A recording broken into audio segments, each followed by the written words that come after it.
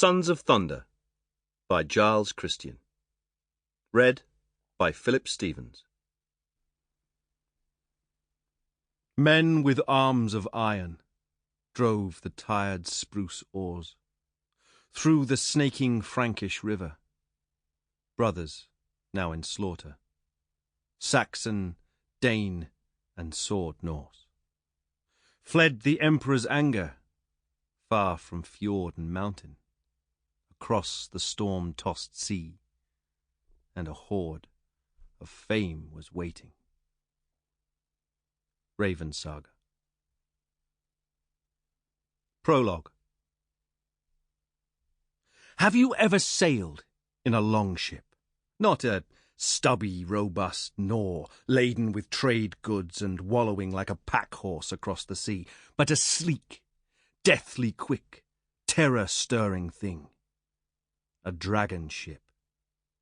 Have you ever stood at the bow, with the salt wind whipping your hair, as Ran's white-haired daughters cream beneath the beast's strong, curving chest? Have you travelled the whale road, with wind-burnt warriors, whose rare skill with axe and sword is a gift from mighty Odin, Lord of War? Men whose death work feeds the wolf, and the eagle, and the raven. I have done all this.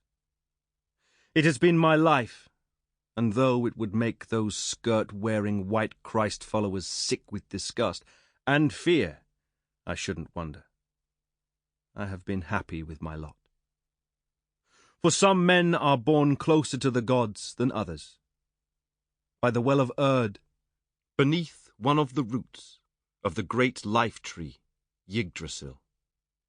The Norns, those sisters of fate, of present and future, take the threads of men's lives and weave them into patterns full of pain and suffering, glory and riches and death.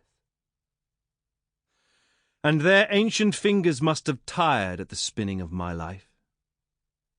Ah, but wait. The ale has greased my tongue, and it slides ahead of itself.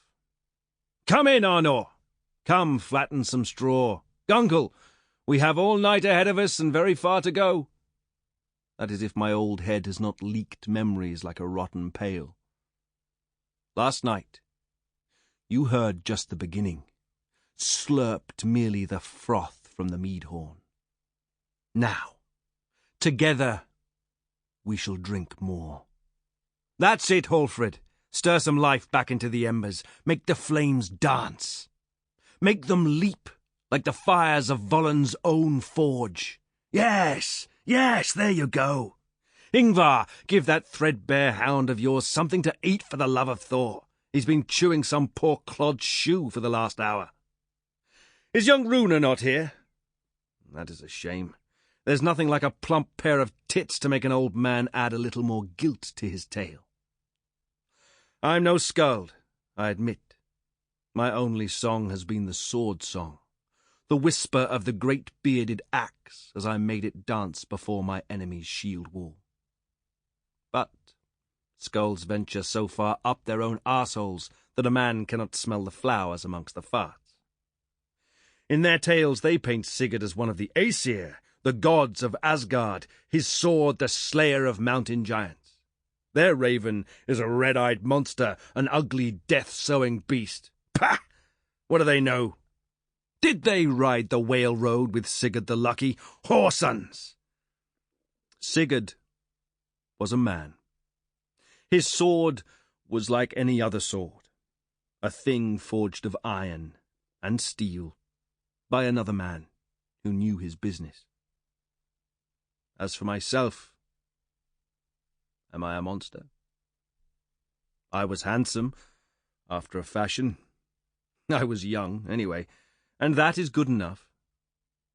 I had grown from carpenter's apprentice, from a boy skulking on the toe end of his village, to a wolf amongst a pack of wolves. I was part of a fellowship of warriors. I had become a rider of the way. Sample complete. Ready to continue?